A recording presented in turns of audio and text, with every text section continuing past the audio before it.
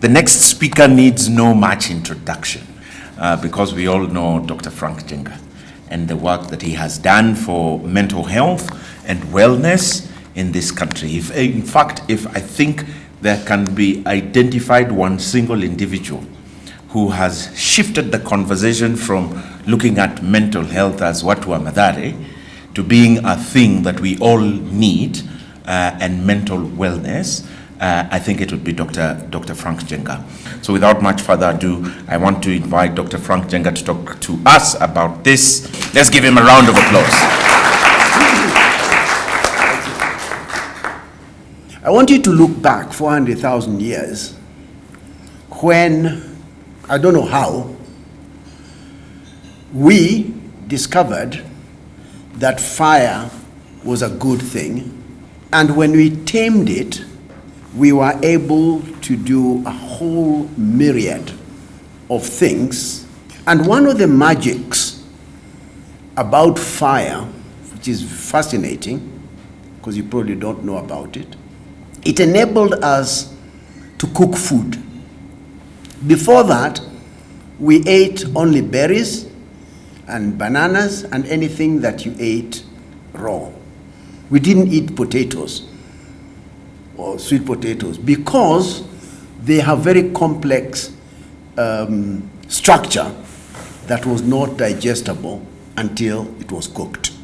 The consequence of that was the shaping of our mouths, our intestines, and so on. You'll see where this story is going in a minute. When that fire was discovered, a number of committees would have been set up, I think. One, to look at the benefits of fire, like I have just described, and another one to explain how dangerous fire is, because it can burn houses. We have seen fires burning big houses and killing people. We have seen children being killed. And I can see a committee that would have sat and said, by consensus, that we shall not have fire in our world anymore because it kills children. Let's fast forward. On balance, because we tamed it, it has come to be of benefit to all of us. Agriculture came into being about 12,000 years ago. And agriculture is a very, very dangerous thing because it makes you produce very high quality carbohydrates, which make you fat. And when you become fat, you get heart disease, and then you die. A little earlier, about 30,000 years ago, we had developed language. We can't have language in this world because we will have gossiping people, and we know gossip is not good. Others will argue language is good because Shakespeare will give us literature, and so on and so forth. Let us come into the year of our Lord, 1951. Jomo Kenyatta has just come back from wherever he had gone to marry the women that he married. He's agitating for independence. And a psychiatrist like myself, called J.C. Carothers, offers an opinion to Her Majesty's government, His Majesty's government at the time, and the World Health Organization to the following effect.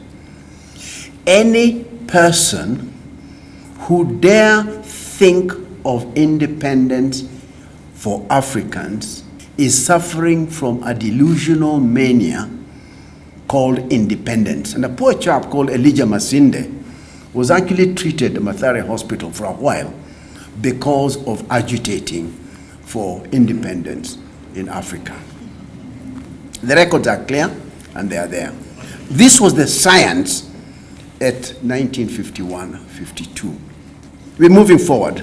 In the early 90s, a man I held with the greatest possible level of respect, Daniel Taraitich Arap Moi, banned fax machines because fax machines were the agents of bringing in, I don't even know some of you know what a fax machine is. Please accept my apologies. A fax machine is a very horrible piece of equipment that used to bring propaganda from overseas that was telling Kenyans to agitate for multi-party state in our country.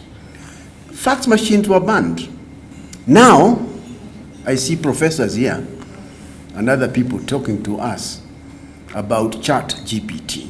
And I can see us forming a committee to investigate the danger, just like we did with fire, just like we did with language, just like we did with agriculture, just like we did with fax machines, to investigate the dangers of Chat GPT.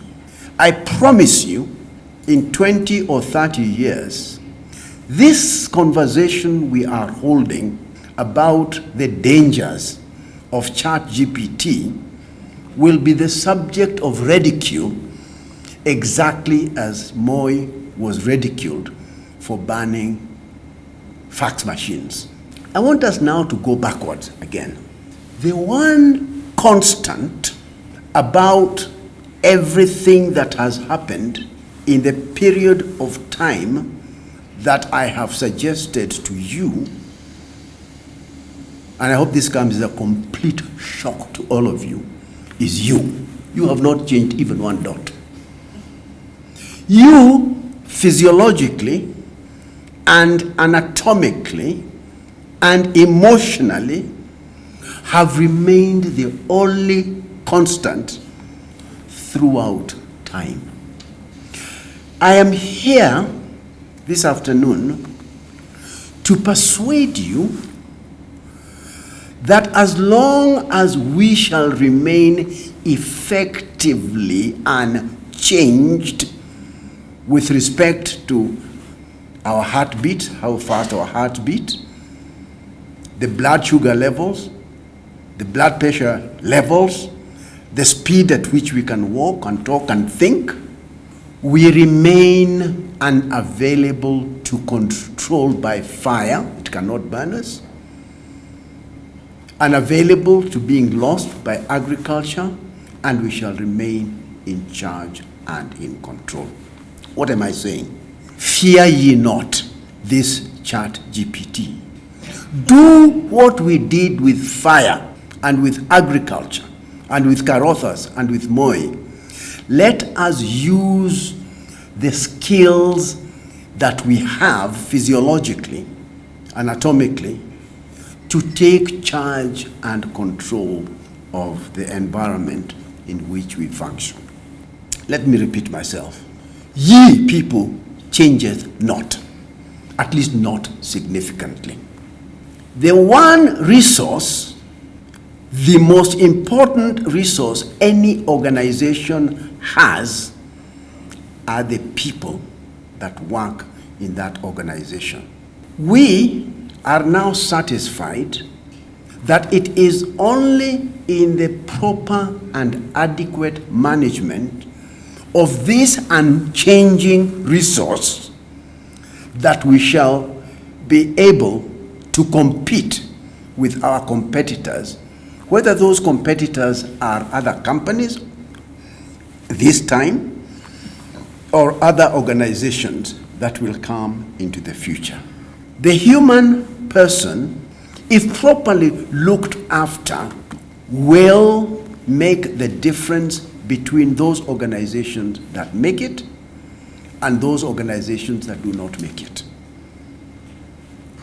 I have been around for a while, and I don't apologize for being around for a while. And in my earlier life, I spent almost all my life in hospitals, corridors. At Mathare, in the beginning, Nairobi Hospital, Aga Khan, and now our Chiromo Hospital group, giving people tablets, giving them injections, and I still do that once in a long while. This week, where were we on Monday? At Kasarani. Talking to who? The Ministry of Sports, Culture, and those things. Why? Because they have woken up to discover that unless they have mentally healthy athletes, unless they themselves are mentally healthy, we are going. Who would have thought that the Ministry of Sports would be interested? I am saying to you, ladies and gentlemen, that if you are not with the mental health agenda effectively, uko peke yako, because the country has moved, as Moi said, mbele. Nchi imesonga mbele. I also are the bearer of more good news. In the olden days, when I started in this practice, to manage diabetes, what we used to do was to get you to keep your urine in your body for a long time and then urinate it and then check how much sugar is that in urine. And then you say 5 hours ago, your blood sugar might have been perhaps, who knows, this much. Today, in the comfort of when you wake up in the morning, unajidunga and you know your blood sugar exactly at that moment what it is. You don't have to be sick to check your blood pressure. You don't have to be sick to check your blood sugar. You all, I pray, go to your doctors, depending on your age, once a year to have yourself checked. The men for your prostate, women for your breast, and so on. So what is the good news? Because now, thanks to technology, we have been able to give you exactly the same product as is available for your blood sugar and your blood pressure from the comfort. Lete hiyo kitu. If there is time, Victoria will teach you how to take the equivalent of your blood pressure simply by scanning this bookmark. Will be able to tell you using technology. Don't be afraid of technology. Embrace, control it like we did with fire. How many tests do we have? One for alcohol, for burnout, for depression, anxiety, and depression. All those ones you just do with your smartphone. The discretion as to what you do with that information remains yours and yours alone. You can tell your wife, you can tell your mother, you can tell your neighbor, you can tell your priest, you can even tell God, perhaps even better. The same here. And with this one, what you then do is you send that information, if you decide to do so, to a technologically empowered piece of I don't know what, which then informs Victoria and her people that there is a guy who wants an opinion to move forward on this particular matter. If you are normal and we say, hallelujah, repeat it in 6 months. If there's anything the matter of it, you have, through technology, ready and direct access to services. This has only happened because of the tight embrace we now have with technology. Fire is good, technology is good, ChatGPT is good, as long as we are able to control it. And the evidence so far convinces me that every discovery humanity makes, including discovery of the wheel and the internet, have had the same effect and impact every time to increase the effectiveness of the ways that we manage our resources as humanity. And all of them, contrary to what our older governments feared, they have had the effect of increasing employment and increasing the amount of time we have potentially for leisure. I'll do a very brief presentation, very brief, very, very brief, because I am here not as a teacher. I have come here with humility to learn. And I want you to teach me how to continue engaging society in this, for me, critical message that human beings, healthy human beings, are the only thing we have left that is not changing. So I'm going to persuade you very quickly that contrary to what many people will have told you, mental health is not the absence of disease. A mentally healthy person is not a person who does not have a mental illness. A person who is mentally healthy is a person who feels well. Naamka asubuhi nasema, I thank you God for creating me. A mentally healthy person is a person who comes to a meeting such as this one and is able to say, you know what? I'm actualized, I'm self-actualized, I've done well. A mentally healthy person is a person who can deal with the stresses of lights running out, income tax following you, crops failing, drought coming. If the moment you have a puncture on a rainy day on Kenyatta Avenue in heavy traffic, if you disintegrate and go to IC, it means you're not mentally healthy. Punctures will happen in dry season, wet season, in traffic, without traffic, they just happen. A mentally healthy person is able to work productively. If you're having problems with your colleagues, whether it's in the boards or wherever it is that you're working, and your productivity is what they say in Kiswahili, hivi, then have yourself go to this. Msema kweli. It is completely useless, and you're behaving like a chicken or a hen if all you do is to eat maize and then die and then you're eaten by people. You must be able to produce and contribute to your community. Otherwise, you're like your own goat. So a mentally healthy person contributes to his society. This is not my definition, by the way. This is the World Health Organization definition of mental health, not mine. Don't go saying you. So contribution to your community is critical.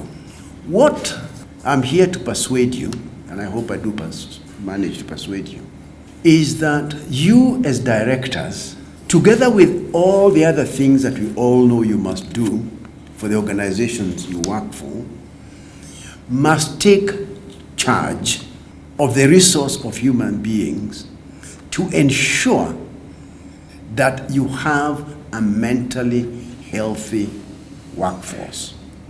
Because if you don't do that, and again the science on this one is very, very clear, the cost to industry, the cost to your organization, by way of absenteeism, by way of something we call presenteeism, which is to be present in body and absent in mind, the cost by way of accidents, the cost by way of direct and indirect medical expenses.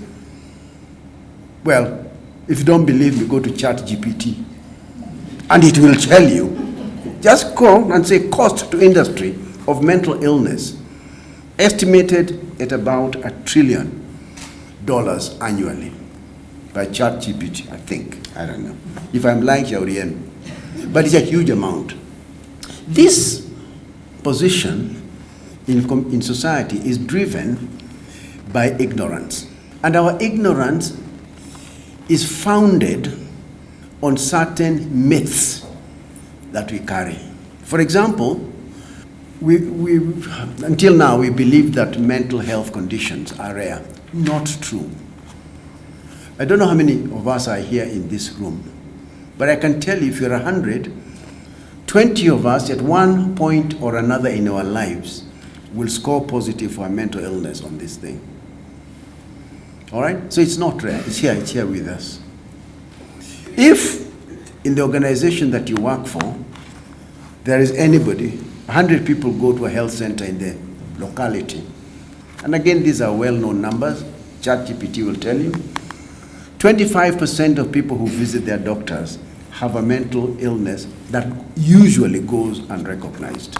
When you visit anybody in a Nairobi hospital, in a medical ward with diabetes, hypertension, stroke, whatever, 40 to 50% of them will have a mental disorder that is usually not diagnosed, which makes it very expensive for the insurance companies to pay for. The same with heart disease. If you're depressed, you're more likely to have a heart attack. If you have an attack, you are more likely to become depressed. If you have both, you are more likely to stay in intensive care longer and be later in going back to work. This is all known. Then there is this myth, I was going to call it nonsense, but that's not a kind thing to say, that mental illness are difficult. It's not true. They're not difficult to treat. The one proviso that is required is that you identify them early. And that's how we have this thing. Does that apply to mental illness? Yes. Does it apply to diabetes? Yes. Does it apply to hypertension? Yes.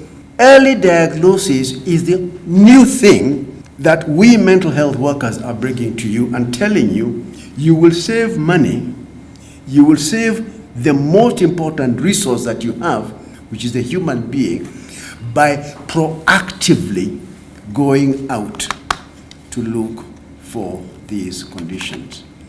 And then, of course, there is an incurable, nonsensical position, which is that it is expensive to treat mental health conditions. The insurance regulator has the numbers. Of every 100 shillings expended in medicine, we in mental health consume 1 shilling. 1% of all the expenses it's only 1% that goes to our, so it's a very particularly if you identify it enough. What is the evidence that proactively finding and treating these people through outpatient employee assistant type programs pays? Don't ask me, ask ChatGPT. It makes all the sense. It is in your interest as members of boards of directors to ensure for shareholder value you have a healthy workforce, because that is what we know. 2 or 3 years ago, I was also appointed by the president to do some work, which I did in the task force. And that task force is here with us and clarified a whole number of things.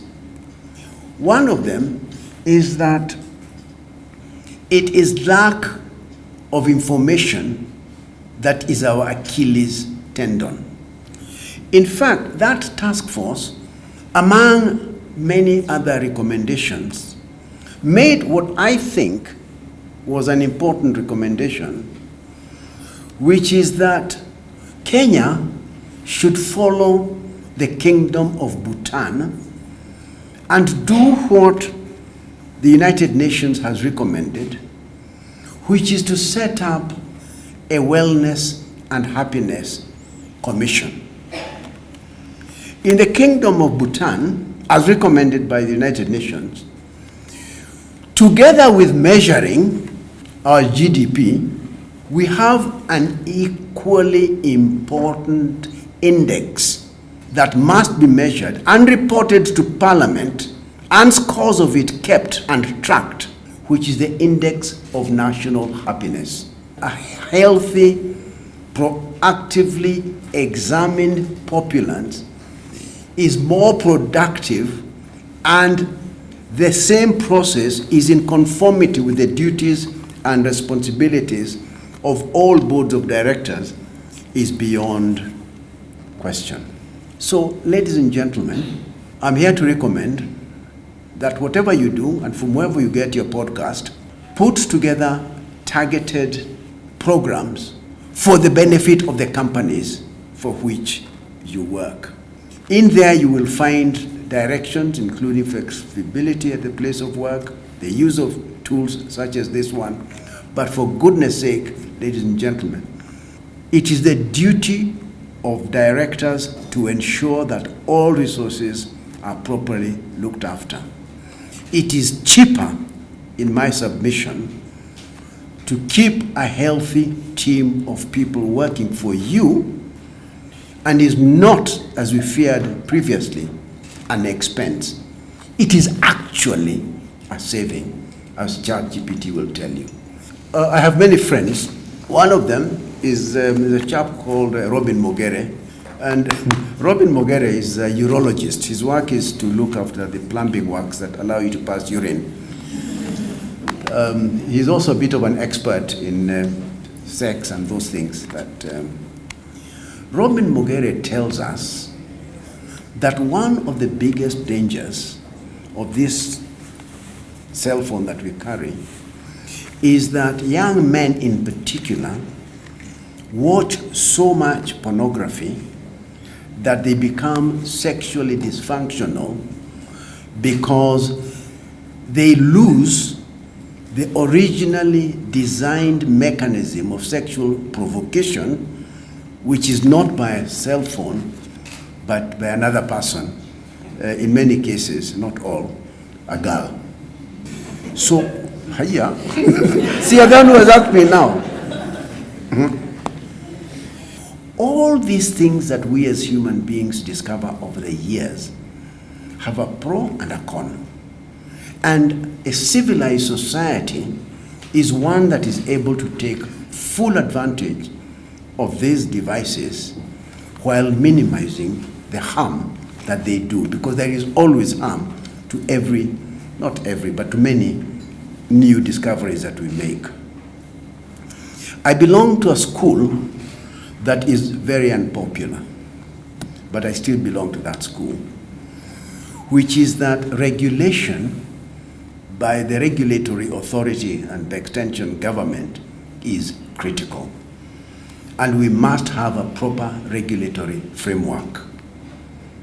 But I believe the more important regulatory framework is yours as a parent. The ultimate responsibility of bringing up children cannot be arrogated or given to President Ruto. He's got enough problems of his own. All right? So you look after your family. And the Constitution is very clear at the very beginning that the family unit is the first and most important building block. I belong to that school of the minority that says we will control this at the domestic level. There's a very big, very influential study done in Iceland, of all the places, not Greenland, Iceland, that showed this precise point. The way to increase marks of boys and girls in high school, the way to reduce drug and substance abuse in high school boys, the way to reduce the number of boys and girls who keep fighting is not by regulating with the police. It's getting daddies, granddaddies, neighbors to spend more quality time with. It's an incredibly powerful study on the usefulness of parenting. Allow government to do what it does best, but also allow us to do what we must do. Confession, I cheated. I cheated a little bit by summarizing too much this happiness index. A bit like GDP, it has a whole lot of indices inside that measurement. And again, we can just Google that, which include things like good governance, environmental protection, equity, inclusivity, all those things that we as directors know about, yes, are an integral part of the index of happiness. For example, if we are not looking after our environment properly, if we have Kenyans who go hungry at night, now let me make you feel guilty, and other Kenyans eat at Serena, those are the indices that are included in that overall. And it's not something that anybody can achieve. It's a target that we work. I think I can see some people already looking at the index of national happiness. It is 6 or 8 components, and each of them has another 3 or 4 boxes to tick. So it's a very complex thing, but the overall thing is that And again, we know this from science, from my field, that unhappy people kill themselves, unhappy people are unproductive, unhappy people have bad relationships with their spouses, with their teachers, with their neighbors, with their employers. So to aspire for a state of happiness in your organization, I would submit, can only be a good thing for the shareholder. And you know, when the shareholder is happy, you know, the employees are also probably happy. And you know, if you're a purpose-driven organization, the purpose for which you exist is also like, it's one of those instances where everything is win, win, win, win, win, in my humble submission. In this country, Section 226 of the Penal Code criminalizes suicide. Meaning, if you attempt suicide, instead of being taken to where you belong, which is to a doctor, this country mandates the policeman to take you to industrial area or to a police station that is near there. Complete nonsense. The reason for that being that is the law as it was. That was the state of our knowledge those many years ago. We are told that committed suicide. I say, rubbish. You go commit adultery yourself. You go and commit crime yourself. But my patient died by suicide. The reason people attempt to kill themselves is because they have arrived at a state of complete hopelessness. The majority of people get to that point in their lives because of depression, major depressive disorder and other mental disorders, often complicated by other substances. The recommendation of our task force, the one I talked about briefly, was to come here to you, to go to schools, to go to imams. Take every opportunity you have as a mental health worker to speak in the language of the people before you and tell them, as I have told you already, mental illnesses, in particular depression, is very easy to recognize, very easy to treat, and the outcomes are excellent. The third thing, we as a country are guilty as charged. And I can say we are guilty as charged because I was a member of a task force put together by government itself, and this is what we found. That instead of investing 250 shillings per capita on mental health issues in this country, we as a country are using 15 cents. So we are here because of underinvestment in this critical field. And I'm here to try and persuade you, ladies and gentlemen, board of directors, to work towards spending a little bit more. Last year, we launched a report, maybe the day before, in government, on something that is called the investment case on mental health. The investment case is a very powerful document co-owned by the government of Kenya, the UN, WHO, UNDP, and other governments. And we were able to show substantively that investment in the mental health of children in particular bring you industrial scale returns in the shortest possible time. 50% of all mental disorders can be recognized in children under the age of 14. So if you're going to do anything as expert, invest in primary school. 75% of the mental disorders can be discovered just before people enter USIU and other universities and during their time at the USIU. After that, your chances of discovery come down to 25%. There's a concept of the hedonic treadmill. When you run on the treadmill, something really funny happens. the faster you run, the faster you have to run to stay in the same spot.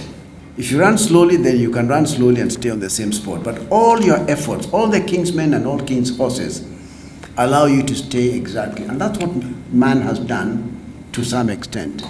We have achieved so much, and yet every time we achieve whatever we have achieved, I realize, Monakuri, I saw your car by the way, it's very nice. So I want a car like this one. I hear your children go to a particular, I want to be you know that particular story. So that running faster to stay in the same spot was actually captured very well in an old book called Britain on the Couch, that showed that in 50 years of progress in Her Majesty's land, the more you give people affordable houses, and the more you gave them bathrooms, and the more you gave them things of the world, the more they drank, the more they got liver cirrhosis, the more they had road accidents, the more they stabbed each other, the more. So the answer is not in bigger cars or bigger houses. The answer lies in a different territory. The studies around how much a human being needs to be happy are very, very clear. That in many, many cases, more is less. All right? So that is a long and big conversation. Beyond a certain point, and this I was taught by an old friend of mine who you remember, Nicholas Kipiato Arabiwot, who said, sasa daktari hata kama anakuwa nyumba na mnawane, choo ni moja, kitanda ni moja, mwanamke ni moja, ingine yote ni. This is Biot philosophy. But having said, this is Biot and he was my friend. But having said all that, there's a point that we recognize medical conditions separate now from existential crisis. And we exist in a field with my team in a medical area. Jeremy exists in a quasi-spiritual, social analysis nature that examines people with respect to material achievement. Kwa hayo mengi na machache. Tupige makofi jamani.